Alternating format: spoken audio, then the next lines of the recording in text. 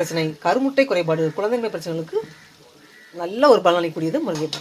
மொத்தத்தில் இந்த முருங்கைப்பூவை வந்து குழந்தையின்மை, பெண்களுக்குள்ள மலட்டுத்தன்மை, ஆண்களுக்குள்ள ஆண்மை கோளாறு போன்ற அனைத்தையும் நீக்கக்கூடிய தன்மையுடையது முருங்கைப்பூ சொல்லலாம்.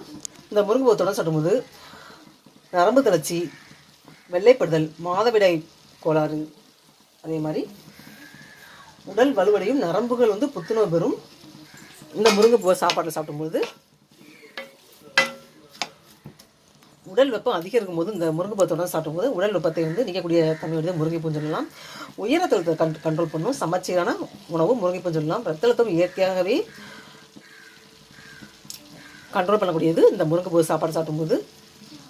குளிர்காலத்தில் வந்து சில பேருக்கு ரத்த அழுத்தம் வந்து அதிகமாக இருக்கும். அந்த மாதிரி டைமில் இந்த முருங்கைப்பூ வந்து சாப்பிட்றது சஞ்சீவி மருந்துன்னு சொல்லலாம். அந்த அளவுக்கு மருத்துவ குணம் உடையது இந்த முருங்கைப்பூ சொல்லலாம்.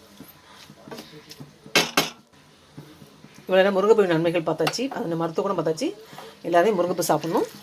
தண்ணி சத்து வேக வச்சிடலாம். முருங்கைப்பூவை ராஜித்கோங்க இந்த லிங்கை கிளிக் பண்ணி லைக் பண்ணி சப்ஸ்கிரைப் பண்ணுங்கள். வீடியோ ஃபுல்லாக ஸ்கிப் பண்ணால் பாருங்கள். முருங்கைப்பூ பொரியல், மொரிங்கா ஸ்டிர் ஃப்ரை.